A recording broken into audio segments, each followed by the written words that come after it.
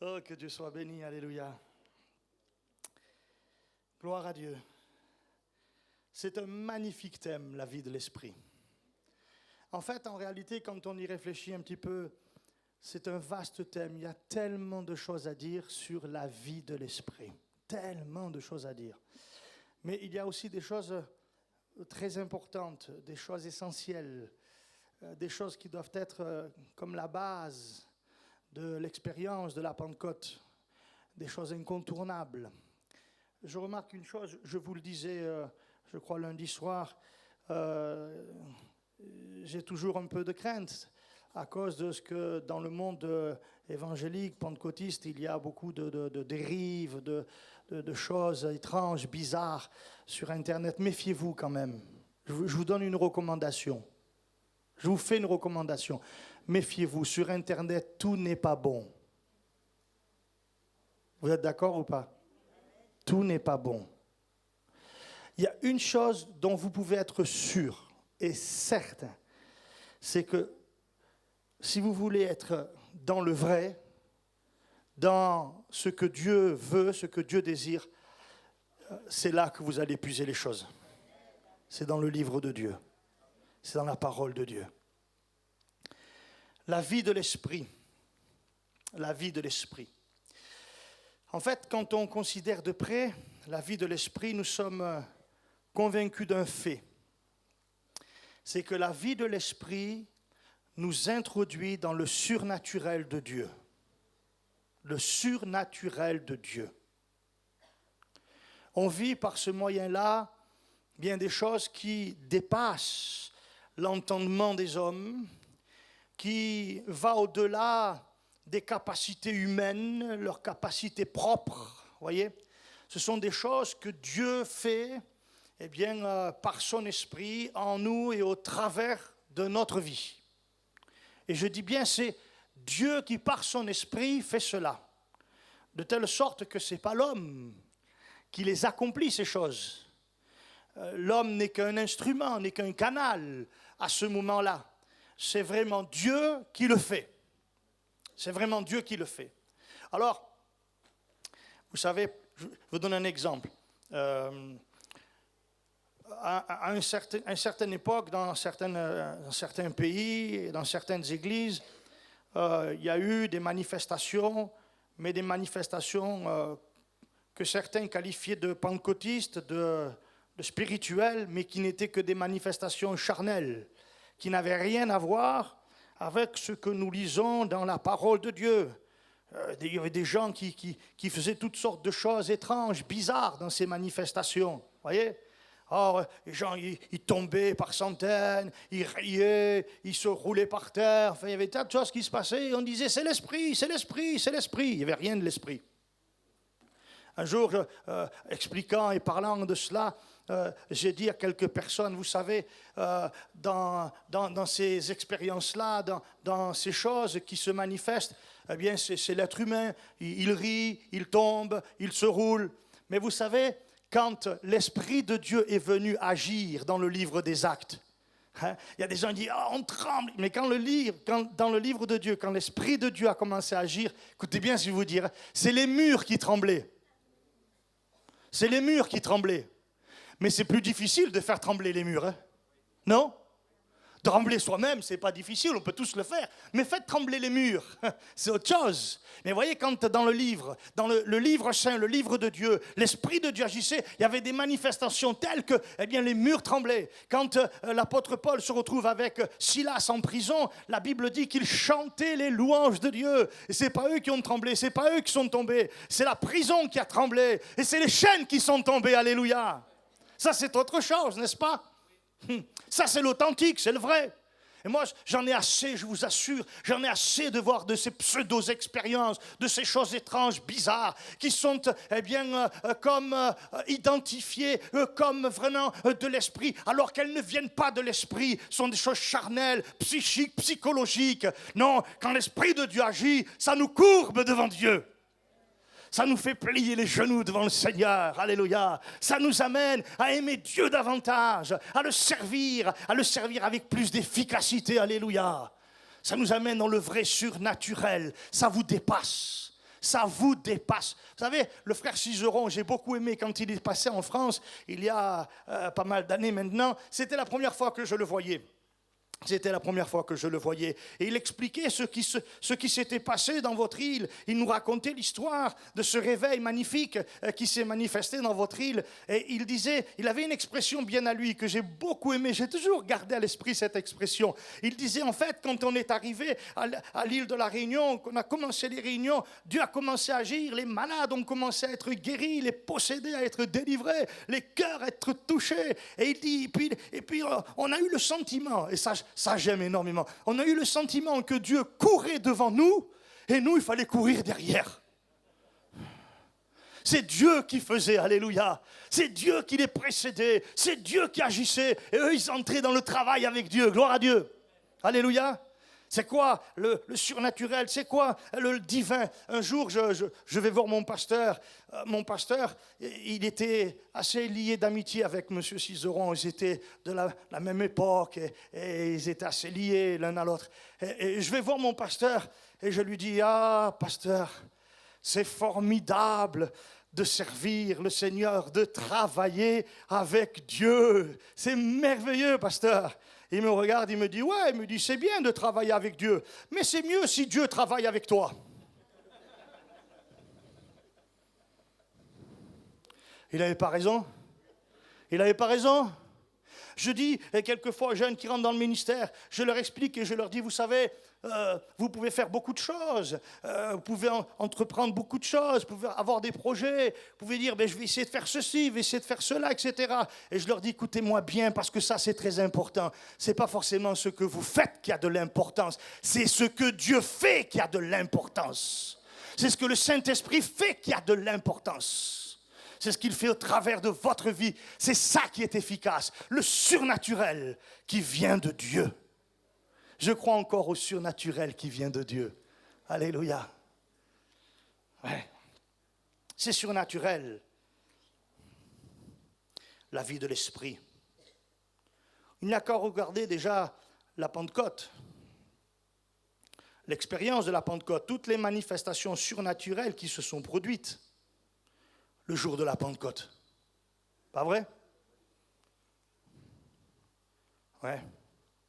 L'une de ces manifestations fut la capacité de parler diverses langues connues de l'époque sans jamais avoir appris ces langues. C'est ce qui s'est passé. Ils se sont mis à parler en d'autres langues selon que l'Esprit leur donnait de s'exprimer, et des langues qui étaient connues de l'époque, de telle sorte que tous ceux qui étaient à Jérusalem, qui ont entendu le bruit et qui sont venus aux abords de la chambre haute, ont entendu ces gens parler dans leur langue maternelle des merveilles de Dieu. Ils ont dit, mais c'est étrange, comment cela se fait-il que ces gens qui, ne sont pas de nos pays, sont juste des Galiléens, de simples Galiléens. Comment cela se fait-il qu'on les entend parler dans nos propres langues, dans nos langues maternelles, des merveilles de Dieu? Certains ont commencé à dire, ils sont pleins de vin doux, ils ont bu, hein, ils ont bu du bon rhum. Hein, n'est-ce pas? Non, ce n'était pas le rhum, hein. L'apôtre Pierre est sorti, il leur a dit, mais non, ils ne sont pas ivres, comme vous le supposez, car c'est ici la 9e heure du jour. Non, ils ne sont pas ivres. Au contraire, écoutez bien, c'est ce qu'a annoncé le prophète Joël. C'est la réalisation de la prophétie du prophète Joël. Dans les derniers jours, dit Dieu, je répandrai de mon esprit sur toute chair. Vos fils et vos filles prophétiseront, vos jeunes gens auront des visions, et vos vieillards auront des songes. Oui, sur mes serviteurs et sur mes servantes, dans ces jours-là, je répandrai de mon esprit. Alléluia. Et c'est ici, dit l'apôtre Pierre, ce qui est en train de se passer, de se produire. Et regardez quand même le surnaturel de Dieu qui se manifeste alors. Pierre leur prêche l'évangile, et après avoir prêché l'évangile, 3000 personnes se convertissent. 3000. Il a dû être long le service de baptême. Hein? Ah, c'est glorieux ça, pas vrai? C'est glorieux. Alléluia. Eh oui. Vous savez, c'est un miracle, le fait de parler en langue. Vous savez que c'est un miracle, le fait de parler en langue? En fait, les langues ont été un signe miraculeux et surnaturel dans cette expérience des premiers disciples. Et nous savons que cela s'est reproduit dans le livre des Actes chaque fois que Dieu a envoyé son esprit. Jésus a dit, voici les miracles qui accompagneront ceux qui auront cru. Et parmi la liste des miracles, eh bien, il est question de, ils parleront de nouvelles langues.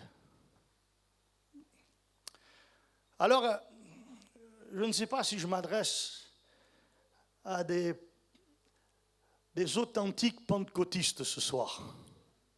J'espère que oui. Êtes-vous d'authentiques pentecôtistes? Je n'ai pas entendu. Êtes-vous d'authentiques pentecôtistes?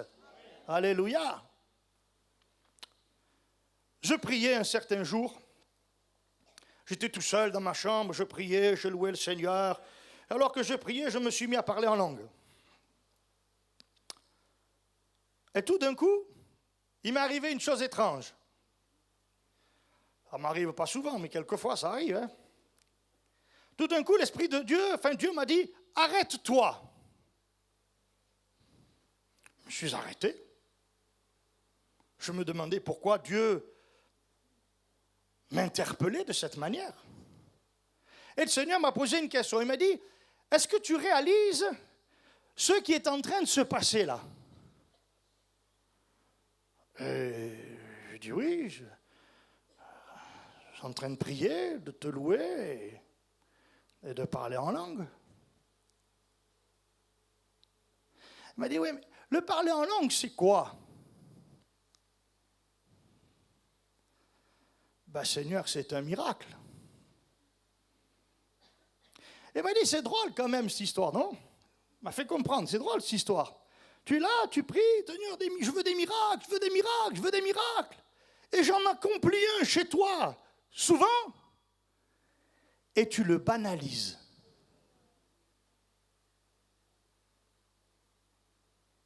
J'ai peur qu'on ait banalisé l'expérience de la Pentecôte.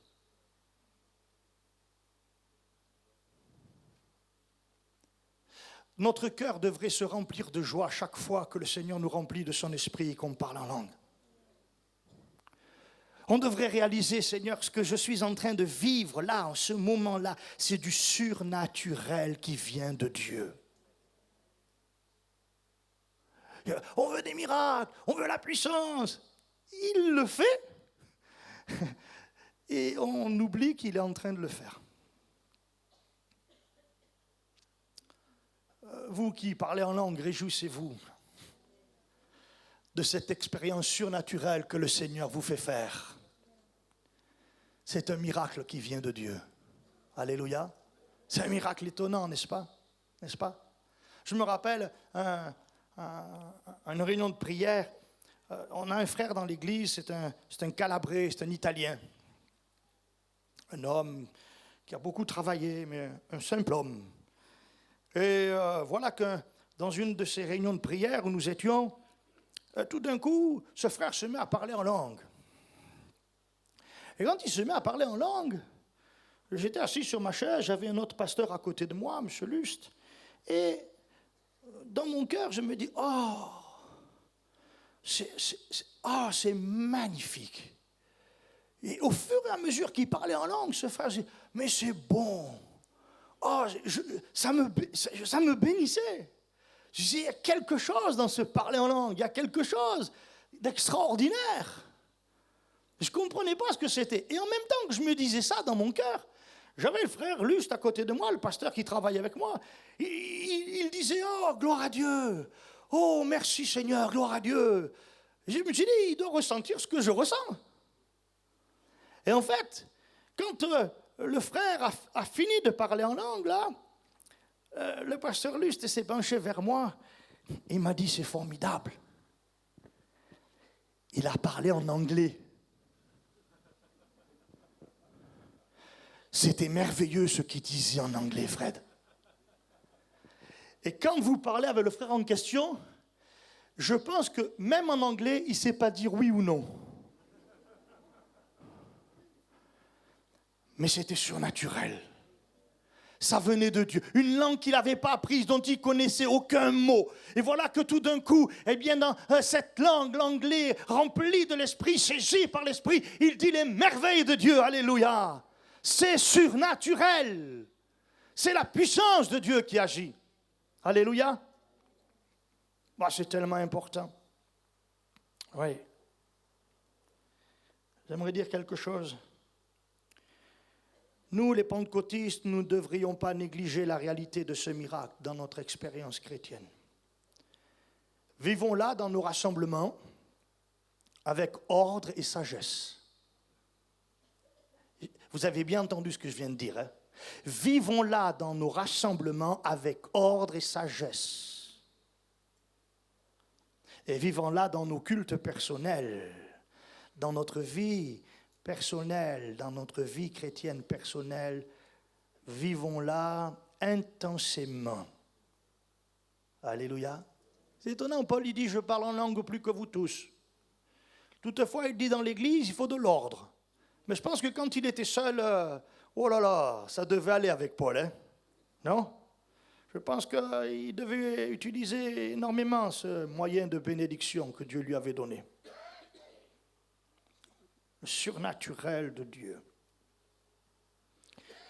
La Bible dit et nous invite à être remplis du Saint-Esprit. Donc il nous faut l'être comme la Bible recommande. Voici une déclaration d'un homme de Dieu qui s'appelait Donald G. Je ne sais pas si vous avez déjà entendu parler de Donald G. C'est un pionnier de la Pentecôte qui, au siècle dernier, a amené au sein des assemblées de Dieu dans le monde, au sein des églises pentecôtistes, une vraie sagesse, un véritable équilibre dans l'expérience de la Pentecôte. Mais il a dit quelque chose d'intéressant. Il a dit ceci. Il a dit, vous savez, c'est dans une convention, il dit, vous savez, j'en ai assez, il dit. J'en ai assez d'aller dans les églises et de rentrer dans ces églises et d'entendre dans les moments de prière des pentecôtistes, des gens baptisés du Saint-Esprit. Hein. Je les entends prier dans ces réunions de prière et alors qu'ils sont déjà baptisés du Saint-Esprit, qu'ils ont fait l'expérience de la Pentecôte, ils disent au Seigneur dans les réunions de prière, « Seigneur, renouvelle-nous, Seigneur, remplis-nous du Saint-Esprit ». Il dit c'est dommageable quand même que des gens qui sont baptisés du Saint-Esprit arrivent à l'église en demandant à Dieu dans l'église d'être remplis de l'Esprit. Ça serait bien mieux qu'ils arrivent à l'église déjà remplis du Saint-Esprit. Non? Non? Ben, imaginez un seul instant, je ne sais pas combien on peut être et combien sont baptisés du Saint-Esprit ici ce soir. Imaginez un seul instant, mais vraiment, juste un seul instant. Imaginez que tous ceux qui sont baptisés, remplis du Saint-Esprit dans cette salle, arrivent à la prochaine réunion remplis déjà du Saint-Esprit. Ben, mes amis, il va y avoir le feu dans la salle. Non? Il va falloir que Joanne vous dise, on se calme un peu. Hein? Il va y avoir du mal à l'arrêter, hein? Eh oui. Pourquoi faut-il que les pentecôtistes arrivent à l'église et qu'ils n'aient pas pris le temps et qu'ils ne se soient pas mis devant le Seigneur en disant « Seigneur, renouvelle-moi, Seigneur, remplis-moi » là dans leur culte personnel, en demandant à Dieu de les remplir de l'Esprit. Ils attendent d'arriver à l'église pour dire « Ah Seigneur, c'est bon maintenant, je suis là, je suis avec les chrétiens, si tu peux me remplir du Saint-Esprit. » Non, nous devrions, et ça c'est le drame de la Pentecôte moderne, nous devrions être chaque jour remplis du Saint-Esprit. Tous les jours de notre vie. Demandez à Dieu de nous renouveler, de nous remplir dans cette expérience glorieuse qui va nous aider à vivre la vie chrétienne et à manifester de l'efficacité dans le service de Dieu. Mais oui, je dirais aussi en considérant le livre des apôtres, les actes des apôtres, nous pouvons constater que les manifestations du Saint-Esprit sont fort nombreuses. Si vous lisez le livre des Actes, vous allez voir qu'il y a beaucoup de manifestations du Saint-Esprit. Il y en a tellement qu'au début, le livre des Actes des Apôtres ne s'appelait pas le livre des Actes des Apôtres. Au tout début, le livre s'appelait le livre des Actes du Saint-Esprit. L'Esprit qui agissait à travers ces hommes, à travers l'Église.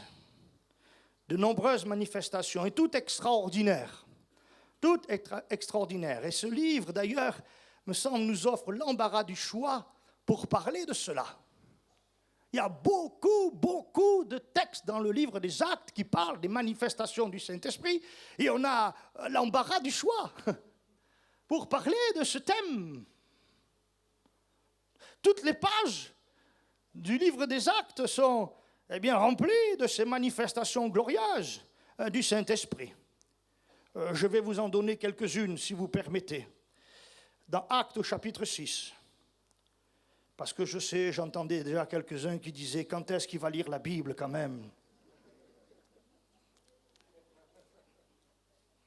Ne vous inquiétez pas, j'aime énormément la Bible. J'aime lire la Bible. Et j'espère que vous aimez lire la Bible. C'est un livre magnifique. C'est le livre de Dieu. C'est Dieu qui parle à votre cœur. Un jour, j'ai donné une Bible à un ami. Quelques semaines après, il revient, il me dit, dis-moi Fred, c'est quoi ce livre que tu m'as donné? Alors moi, je ne sais pas trop quoi répondre parce que je ne sais pas ce qu'il va me dire. Hein. Je dis, c'est la Bible. Il me dit, ce livre, il est particulier. Hein. Et il dit, pourquoi tu me dis ça? Il me dit, écoute Fred, c'est pas difficile. Chaque fois que je me mets à lire ce livre-là que tu m'as donné, eh bien, au bout d'un moment, je me mets à pleurer. Comment ça se fait, ça? Alors, ça m'a rassuré. Et j'ai dit, eh bien, tu sais pourquoi? Parce que c'est la parole de Dieu. Et quand tu lis ce livre, c'est Dieu qui parle à ton cœur. Amen. C'est pour ça que le livre de Dieu est bon. Et si je pouvais vous donner juste, moi je pourrais dire,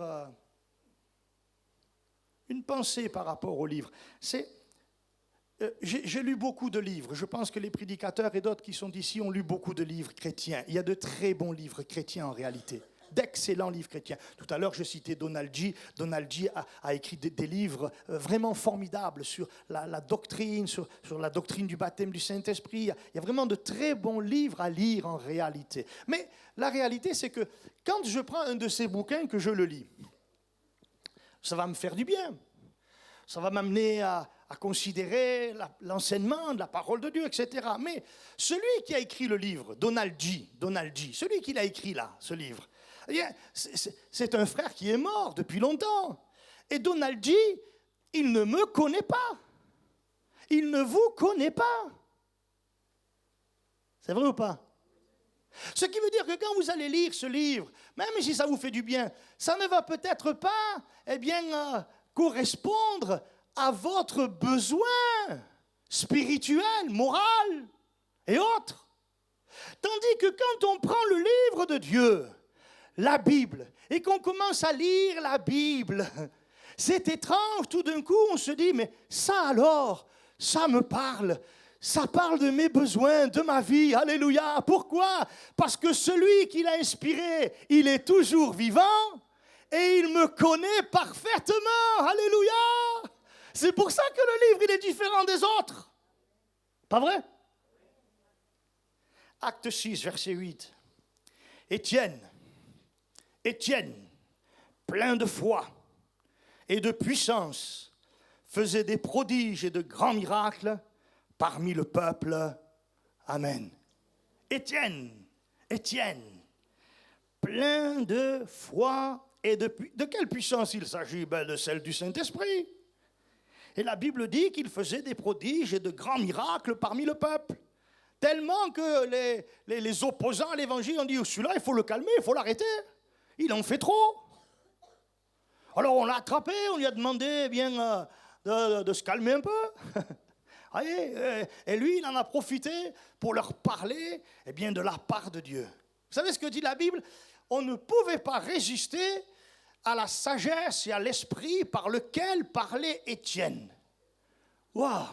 Ça veut dire que même les contradicteurs, là, ils ne pouvaient que s'énerver en fait. Ils ne pouvaient pas le contredire. Ils ne pouvaient pas dire c'est faux, c'est pas vrai. Parce que c'était vrai.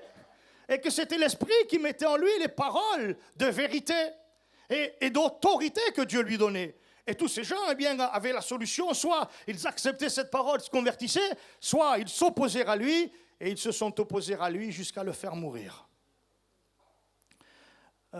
Être pentecôtiste ne nous épargnera pas les difficultés non plus, et l'opposition.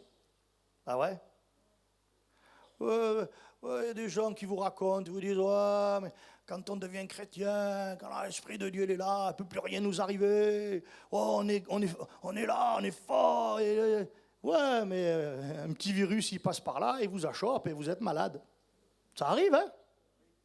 Ça n'empêche pas les problèmes. Puis l'opposition, les gens. Moi, je connais des gens, ils ont été rejetés par leur famille, ils ont été repoussés, on les a mis dehors, etc. Mais béni soit Dieu, ils ont tenu ferme, ils ont dit non, on appartient au Seigneur. C'est pas grave. Oui. Mais Étienne était plein de sagesse, plein d'Esprit Saint, plein de foi. Et il faisait des miracles et des prodiges. Et la Pentecôte, c'est aussi les miracles et les prodiges. C'est aussi les miracles et les prodiges. Je n'étais même pas encore entré dans le ministère.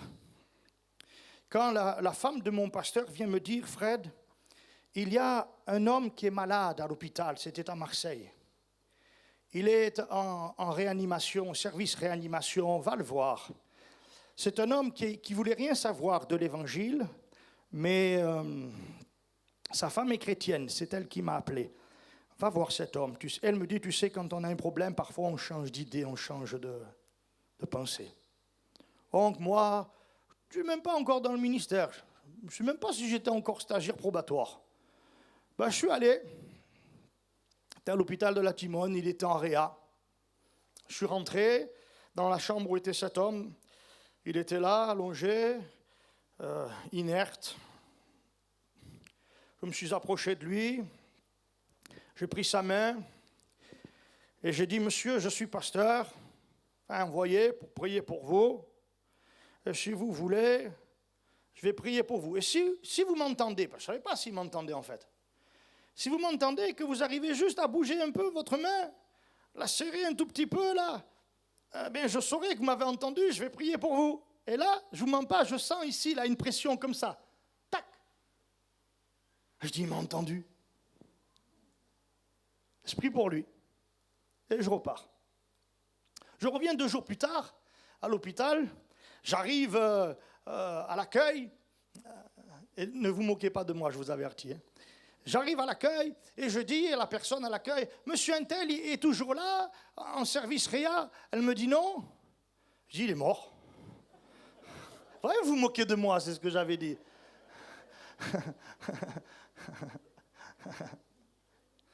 Il me dit non. Il me dit non, monsieur, non. Il est à l'étage, à telle chambre. Ah, je dis, ben, je vais aller le voir. Je monte à l'étage, je frappe à la porte, j'entends quelqu'un qui me dit entrez, j'ouvre, j'entre, le monsieur me regarde, il me dit, vous êtes qui? Elle dit, ben, je suis le jeune pasteur qui suis venu prier pour vous il y a 2 jours. Et là, il me regarde et je vois les larmes couler. Elle me dit, ah, c'est vous, monsieur. C'est vous. Il me dit, monsieur, écoutez-moi. Juste quelques instants avant que vous arriviez. Juste quelques instants avant. Les médecins sont rentrés dans ma chambre. Et j'entendais tout ce qui se disait. Et voilà ce que les médecins ont dit alors qu'ils étaient au pied de mon lit. Ils ont dit, pour cet homme, on a fait tout ce qu'on pouvait, mais on ne peut plus rien faire. Il va mourir dans quelques heures. Vous arrivez derrière. Me dites, je suis un jeune pasteur, je vais prier, si vous m'entendez presser. J'entends tout, il me dit. Et j'ai dit, oui, je sais, vous avez pressé ma main. Il me dit, vous priez. Et vous repartez. Quelques instants après, j'ouvre les yeux. Et je me dis, tiens, je me sens bien. Les médecins arrivent, ils me regardent, ils ne comprennent plus rien à ce qui est en train de se passer. Le lendemain, j'étais dans la chambre, monsieur. Dieu m'a complètement guéri, monsieur. Il me dit, je peux vous dire quelque chose, ma femme va à l'église. Je dis oui. Et il me dit, vous savez, quand je vais aller chez moi, parce qu'il n'était pas de Marseille, il me dit, quand je vais rentrer chez moi, monsieur, la première chose que je vais faire, c'est que je vais aller avec ma femme à l'église. Moi, je dis merci Seigneur. Pas vrai? Et puis, il me dit, une dernière chose avant que vous partiez, pasteur. Je le dis ça, parce que chaque fois que je passe dans une église, il faut que l'église les entende ça. Il me dit, monsieur le pasteur, j'aimerais que vous disiez quelque chose à votre église. Je dis, oui, qu'est-ce que vous voulez que je lui dise? Dites à votre église dites à votre église que leur Dieu entend la prière. Alléluia. Alléluia, c'est formidable, il entend la prière. Alléluia. Que Dieu soit béni, il nous fait entrer dans le surnaturel. Amen. J'ai un ami pasteur, Annie, c'est un gitan. Et il me raconte, il faisait de l'évangélisation. Ils sont tombés sur une dame. Et ils parlent à cette dame et ils lui disent, mais madame, Dieu, le Dieu vivant, il guérit. Il guérit. Elle les regarde et elle dit, ah, votre Dieu est vivant, il guérit. Ah. Ben alors, il faudrait qu'il guérisse mon fils. Croyez qu'il peut guérir mon fils? Et eux, ils ne savent pas. Ils disent, mais bien sûr, madame. Mais oui, bien sûr que Dieu peut guérir votre fils. Ok, ben venez prier pour lui. Mon fils, il est handicapé, sur son lit, il ne bouge plus. Bah, si elle avait dit, il a mal à la tête, ils auraient mieux apprécié, c'était plus simple. Hein. Mais là, il faut y aller. Hein. Alors, ils sont allés. Ils sont arrivés, le fils est dans la chambre, il est couché sur son lit. Et le pasteur, avec les 2-3 personnes qui étaient avec lui, ils ont commencé à prier pour cet enfant. Seigneur, mets ta main. Seigneur, guéris-le. Ils ont prié tout leur cœur, un bon moment, puis rien ne s'est passé. Ils sont repartis. Et ils ont dit à cette dame, madame, écoutez, c'est compliqué, hein, là. Madame, écoutez, on reviendra prier pour lui. On va demander à l'église de prier pour votre enfant. On veut s'attendre à la grâce de Dieu. Et il ne s'est rien passé à ce moment-là. Sauf que, je ne sais pas, un jour ou deux plus tard, la dame téléphone au pasteur. Et dites-vous, le gamin, il n'a jamais rien entendu de l'évangile. Jamais, jamais. Mais là, la femme, elle appelle le pasteur et dit, pasteur, je vous appelle parce qu'il y a quelque chose qui est en train de se passer. Alors il dit, mais qu'est-ce qui vous arrive? Qu'est-ce qui se passe, madame? Il dit, écoutez, pasteur, je ne sais pas ce qui se passe, mais mon fils, il est dans la chambre là-bas. Et il crie depuis tout à l'heure. Et il dit, maman, il y a quelque chose qui se passe. Et il dit, mais quoi? Il dit, oui, il y a quelque chose qui se passe. Il y a une voix à l'intérieur de moi. Il y a une voix à l'intérieur. Elle me dit, lève-toi et marche. Je fais quoi? Je fais quoi, maman? Il y a la voix qui... Et elle dit, pasteur, mais je ne sais pas ce qu'il faut faire. Et le pasteur dit, madame, dites-lui de se lever et de marcher.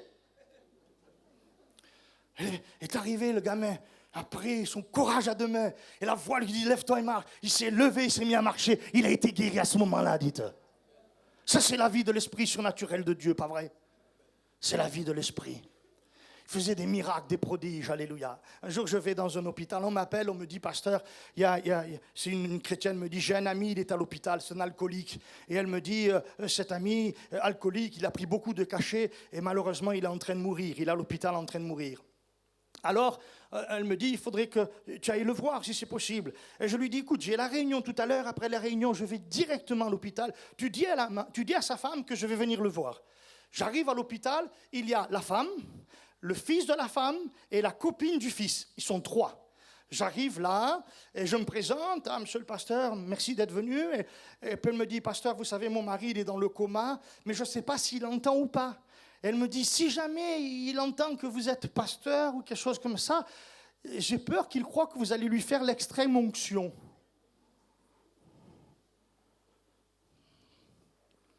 Et là, je lui dis, vous savez, madame, moi, je ne suis pas venu lui faire l'extrême onction. Hein. Je suis venu prier pour lui parce que je crois que Dieu peut faire quelque chose pour lui. Et là, le fils, il me regarde.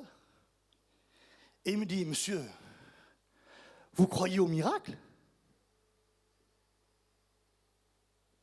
Et je regarde et je dis, tu sais, garçon, si je n'y croyais pas, je ne me serais même pas déplacé ce soir. Je crois que Dieu peut faire des miracles. Mais maintenant, je vais rajouter quelque chose. Je ne sais pas si Dieu va faire un miracle. Parce que le maître, c'est Dieu. Mais je vais aller prier pour cet homme qui a besoin de la grâce de Dieu. Et je crois que Dieu est capable d'entendre la prière et de relever cet homme. Et je suis allé prier pour lui, il était dans le coma, inerte complètement. Prie, ça dure 5 minutes et je repars. Le lendemain, la femme, elle m'appelle. Monsieur le pasteur, mon mari s'est réveillé. Il s'est réveillé, ils ne comprennent pas à l'hôpital. Et chose extraordinaire, non seulement il s'est réveillé, mais il a commencé à leur dire, j'ai faim, donnez-moi à manger, qu'est-ce qu'on fait? J'ai dit, madame, donnez-lui à manger. Je suis allé voir le fils. Je suis allé le voir. Et j'ai dit, tu peux te poser une question? Tu crois au miracle? Alléluia. Nous croyons au miracle. Parce que nous croyons à la vie de l'Esprit. Parce que nous croyons au ministère du Saint-Esprit. Alléluia. Et nous savons que l'Esprit de Dieu fait des miracles extraordinaires. Amen. Eh oui. Étienne faisait des miracles, des prodiges, des guérisons. Il opérait des choses extraordinaires. Ah, on a vu Dieu. Je me rappelle cette femme, elle se tord de douleur. Elle a mal au ventre. Elle me dit, Fred, ça fait plusieurs jours, je ne peux plus rien faire. J'ai mal. Je suis là dans la souffrance malgré les médicaments. Je ne sais plus comment faire. Je dis, bouge pas, on va prier ensemble. Je commence à prier pour elle, Seigneur. Bénis-la, touche-la, Seigneur, fais quelque chose. Et au moment où je suis en train de prier pour elle, gloire à Dieu, tout d'un coup, elle me dit, arrête de prier. Oh, moi, je suis surpris. Qu'est-ce qui se passe? Elle me dit, j'ai plus besoin, j'ai plus mal. Elle me dit, on loue le Seigneur. On a loué le Seigneur, alléluia. C'est la vie de l'Esprit, pas vrai? C'est l'Esprit de Dieu qui fait ça. Nous, on n'y est pour rien, vous croyez quoi? Regardez, celui pour qui je suis allé prier à l'hôpital, quand je suis revenu, je crus qu'il était mort, moi. Mais l'Esprit lui a donné la vie, alléluia, pas vrai? C'est l'Esprit de Dieu qui fait. C'est l'Esprit de Dieu qui agit. Étienne faisait des miracles, etc. Philippe, la Bible nous dit que quand il est descendu dans la ville de Samarie, il a prêché le Christ. Les foules tout entières étaient attentives à ce que disait Philippe lorsqu'elles apprirent et virent les miracles qu'il faisait.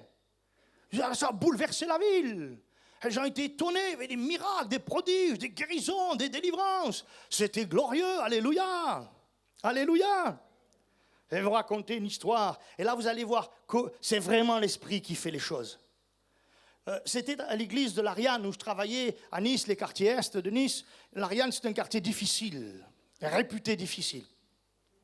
Un jour, une des chrétiennes de l'église est dans le bus, elle rentre chez elle à l'Ariane.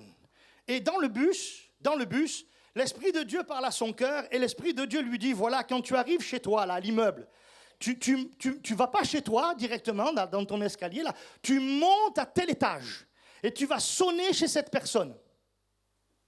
Et là, elle est dans le bus, elle reçoit cette pensée, cette parole. Elle dit, mais je ne peux pas faire ça. Je vais dire quoi à cette femme? Non, Seigneur, pourquoi tu veux que j'aille là?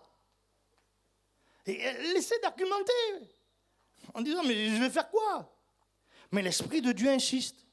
Quand tu arrives chez toi, tu montes à tel étage et tu sonnes. Bon. Elle dit, Seigneur, je vais le faire. Arrivée chez elle, il y a un petit magasin de fleurs à côté de son immeuble. Elle achète un petit bouquet de fleurs. Elle monte à l'étage, elle sonne. Personne ne répond. Elle sonne, elle insiste. Et au bout d'un moment, une dame ouvre la porte. La dame la regarde. Elle lui dit, vous voulez quoi? Et la chrétienne lui tend les fleurs. Elle dit, non, je voulais juste savoir comment vous alliez. Et à ce moment-là, la dame se met à pleurer. Elle lui dit, madame, rentrez. Elle rentre, elles se sont assises autour de la table toutes les deux. Et la dame lui raconte sa vie, sa misère, ses souffrances, ses douleurs.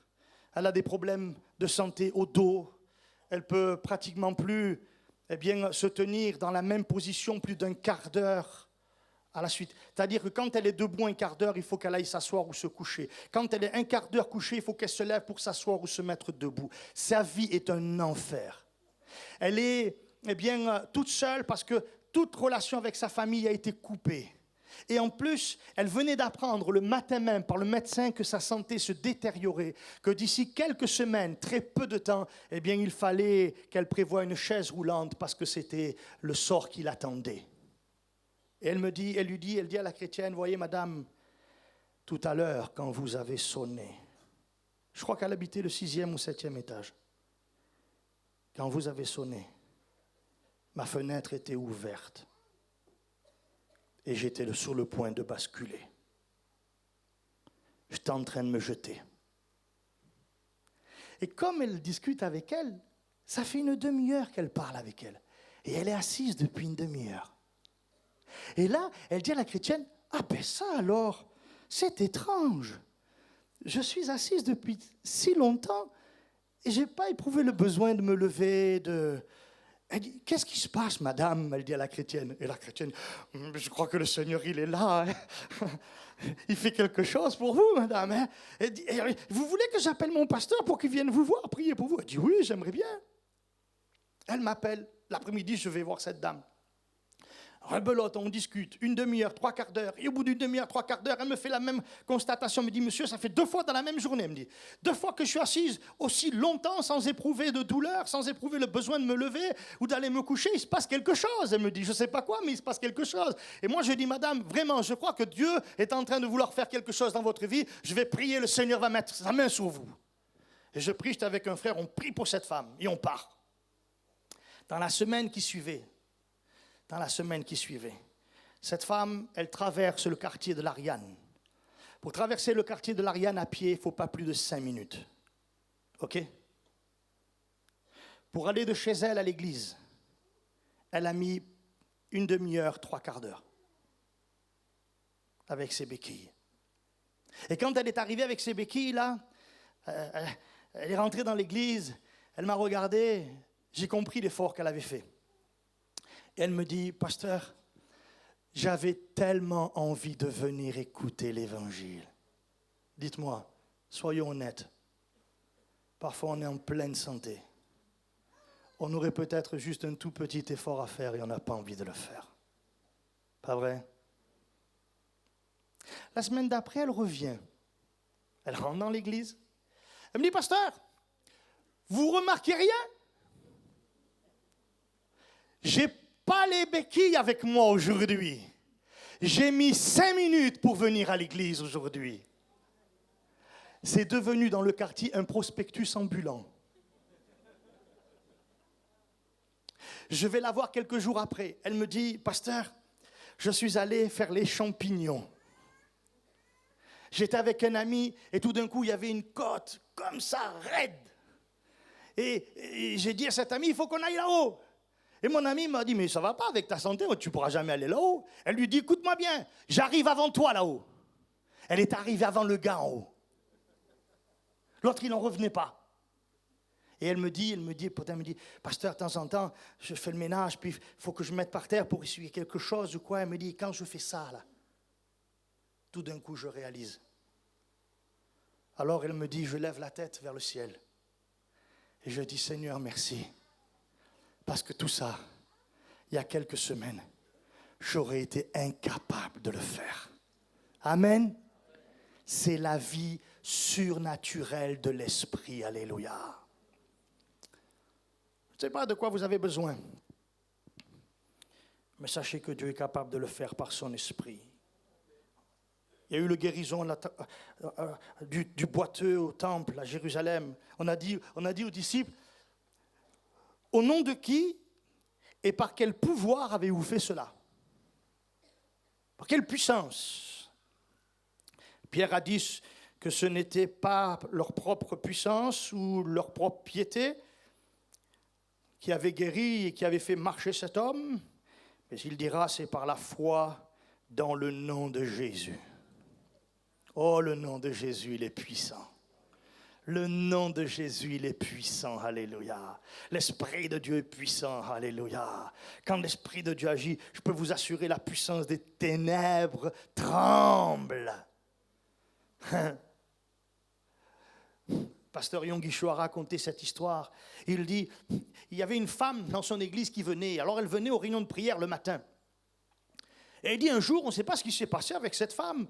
Tout d'un coup, elle s'est mise à rire, mais un rire étrange. Ça nous a gênés, ça nous a dérangés. Vous voyez? Et puis, elle l'a fait un jour, elle l'a refait le lendemain, elle l'a refait les autres jours. Et chaque fois qu'elle venait là, maintenant, eh bien, cette femme, au bout d'un moment, se mettait à rire, mais d'une drôle de façon. À un moment donné, ça les a dérangés, ça a dérangé le pasteur lui-même. Et il dit, à ma honte, il dit, je me suis mis à prier et j'ai même dit, Seigneur, qu'elle vienne plus celle-là. Ben, il fallait qu'elle vienne, hein, n'est-ce pas? Et voilà que Eh bien, cette femme, un matin, elle est encore là, elle se met à rire, et puis tout d'un coup, elle s'arrête de rire, et là, il y a une manifestation démoniaque. Le démon se met, eh bien, à parler. Ouh! Les quelques chrétiens qui étaient là n'avaient encore jamais vu ce genre de choses. Et le pasteur Ngushou raconte, ils sont tous partis en courant, je me suis retrouvé tout seul avec elle. Il dit, j'avais jamais fait ça, je ne savais même pas ce que ça pouvait être.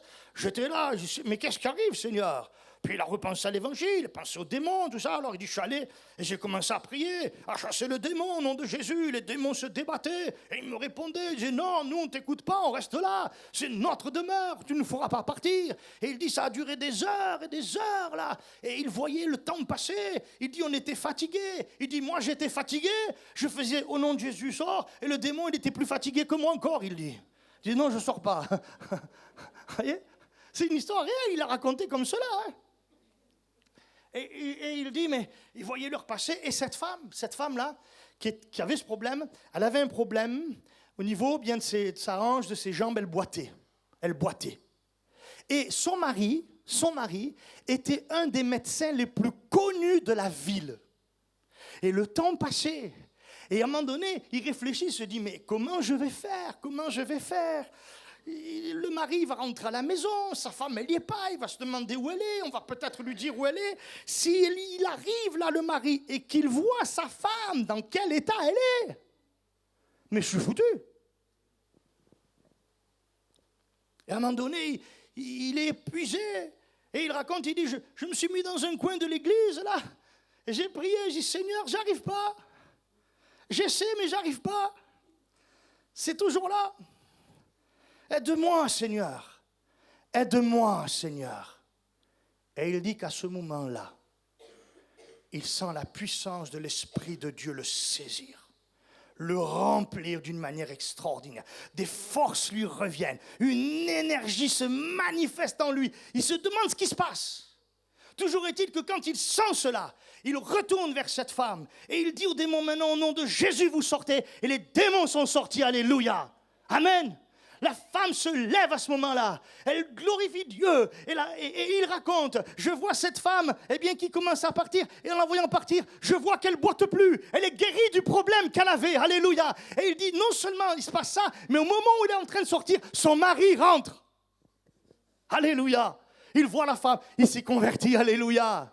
Gloire à Dieu. Et voilà ce que cette femme a raconté. Elle a dit, vous savez, pasteur, quand vous étiez là en train de dire aux démons de partir, ils vous entendaient, ils discutaient entre eux les démons. Et en l'intérieur, ils disaient, non, on ne part pas, on reste, on se fortifie, on reste, on est chez nous, on est dans notre demeure, on ne quitte pas le corps de cette femme. Et il dit, à un moment donné, vous êtes revenus, vous avez dit, au nom de Jésus, sors. Et puis j'ai entendu ces mêmes démons dire cette chose-là.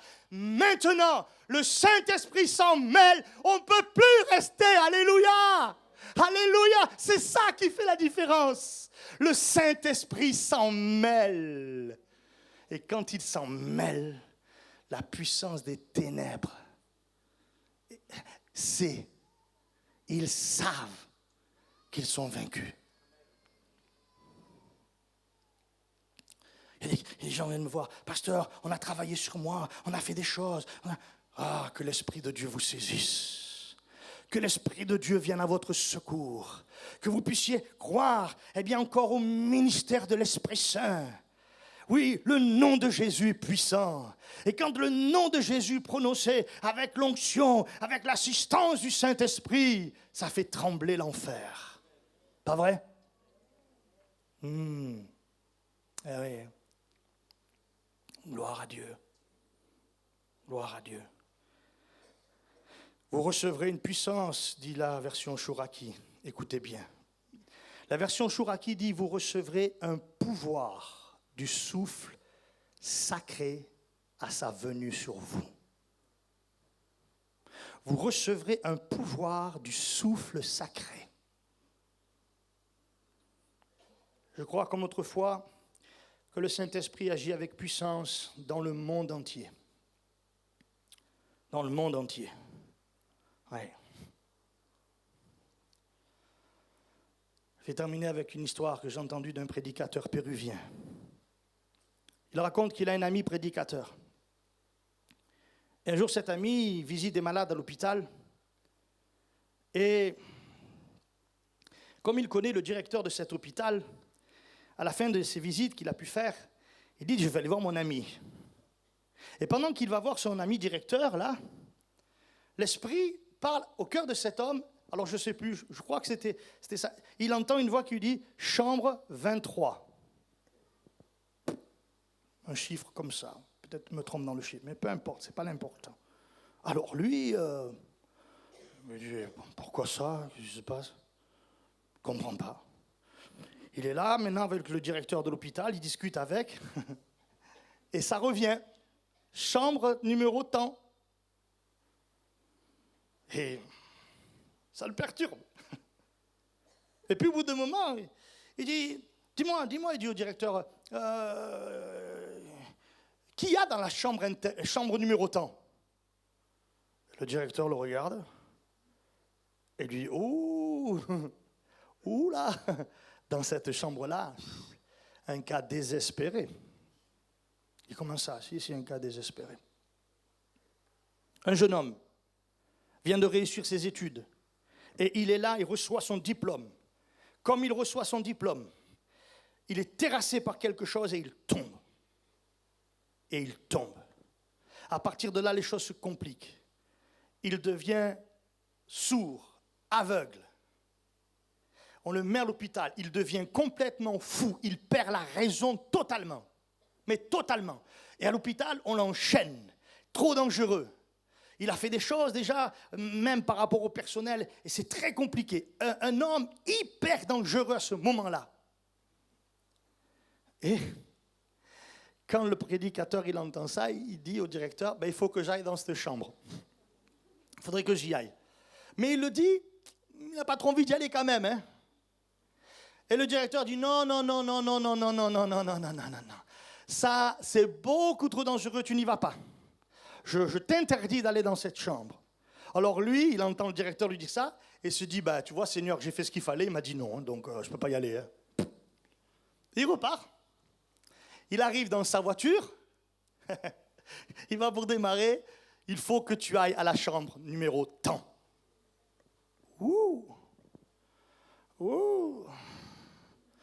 Il retourne voir le directeur et dit, écoute, je suis désolé, hein. Tu m'as dit que je ne peux pas y aller, mais il y a quelqu'un de plus grand que toi qui m'a dit qu'il faut que j'y aille. Je dois aller à la chambre numéro tant. Et il insiste et l'autre dit, vas-y, mais il va falloir que tu sois très prudent. Il y est allé, il est rentré. Il commence à discuter avec ce garçon-là dans la chambre. Et à un moment donné, le gars se jette sur lui, il le prend. Il commence à le serrer. Il commence même à avoir du mal à respirer. Et il se penche sur son oreille. Juste sur son oreille. Alors qu'il n'entend pas. Et il lui dit, Jésus est là. Oh, la puissance du nom de Jésus. Il tombe. Il se met à hurler. Les démons sortent. Il est guéri de sa surdité, de son aveuglement. Tout redevient normal dans sa tête. Il se dit, qu'est-ce que je fais là? Qu'est-ce qui se passe? Il a été guéri et délivré sur le champ dans cette chambre d'hôpital. Écoutez bien, il est aujourd'hui prédicateur de l'évangile. Alléluia, il prêche l'évangile. Des milliers de personnes viennent à l'évangile lorsqu'il annonce l'évangile. Que Dieu soit béni, amen. Ouais, ça c'est l'Esprit de Dieu, ça c'est l'Esprit du Seigneur. Ce soir, j'aimerais tant que vous puissiez croire à l'Esprit du Seigneur, à son pouvoir, à sa puissance, et au nom puissant, parce que sans le nom de Jésus, il n'y a rien. Je vais terminer avec ça. Sans le nom de Jésus, il n'y a rien. C'est le nom de Jésus qui fait toute chose. Jésus est mort pour nous sur la croix. Il a donné sa vie pour nous sauver. C'est par ses meurtrissures que nous sommes guéris. Il est vivant au siècle des siècles. Il est mort, mais il est ressuscité. Alléluia. Il est avec nous tous les jours de notre vie. Que son nom soit béni. Il nous accompagne, il nous dirige, il nous remplit. Oh, le nom de Jésus, il est glorieux. Alléluia. Alléluia, vous savez, dans les sphères spirituelles, on le connaît, le nom de Jésus, je peux vous dire. On le connaît, le nom de Jésus. Le nom de Jésus, ça fait trembler les adversaires. Alléluia. Ils sont terrassés par le nom de Jésus. Quand on est venu arrêter Jésus, on a dit, qui est Jésus? Il a dit, c'est moi. Pff, ils sont tous tombés. Tous. Pas une guérison debout, dites. C'est moi le Seigneur. Oui, c'est le Seigneur. C'est pourquoi ce soir, eh bien, on doit avoir vraiment de la révérence, du respect, de l'amour, de la foi en lui. Avec Jésus, on n'agit pas comme avec un pote, un ami. On ne vient pas lui taper dans le dos, sur l'épaule, comme ça, on dit « Ah, ça va, Seigneur ?» Parce qu'il y a des gens qui le traitent de cette manière, le Seigneur. Ou il y en a d'autres, ils le traitent juste comme, vous savez, une baraque, vous mettez une pièce, vous tirez, il y a une bénédiction. Tac, ah Seigneur, vas-y, pop, je suis béni, merci Seigneur, je repars. Quand l'Esprit de Dieu agit et qu'il vous révèle Jésus, il vous montre quoi? Il vous montre le roi des rois, le roi de gloire, le Seigneur des seigneurs. Quel est l'apôtre qui a été le plus près de Jésus? On est tous dit Jean. Pourquoi? Parce que Jean, c'est celui qui a mis sa tête sur la poitrine de Jésus. On ne pouvait pas être plus près. On ne pouvait pas être plus près. Quelle proximité! Jean connaît Jésus. Il sait à qui il a affaire. Il a vu la gloire de Jésus sur la montagne de la transfiguration. Il a vu Jésus avec sa gloire, etc. Il a vu. Pas vrai? Il a vu ça. Mais vous allez dans le livre de l'Apocalypse. Et tout d'un coup, sur l'île de Patmos, il est saisi par l'Esprit. Et il a une révélation d'abord de la personne de Jésus. Il voit le Seigneur, mais il le voit dans toute sa gloire, dans une dimension de gloire extraordinaire, tellement que la Bible dit, lui qui a été le plus près, lui qui le connaissait si bien, lui qui avait vu tant de choses de la part du Seigneur, quand il le voit dans cette dimension de gloire, la Bible dit, il est tombé comme mort. Comme mort. Quelle tristesse et quel dommage que des gens traitent Jésus avec autant de légèreté. Je pense qu'ils ne le connaissent pas, parce que s'ils le connaissaient, ils auraient une grande révérence et un grand respect à l'égard de la personne de Jésus. C'est le Maître, c'est le Seigneur, c'est le Roi de gloire, c'est celui qui n'a ni commencement ni fin. Il est l'étoile brillante du matin. Il est le pain de vie. Il est la résurrection et la vie. Alléluia. Il est l'alpha et l'oméga. Amen.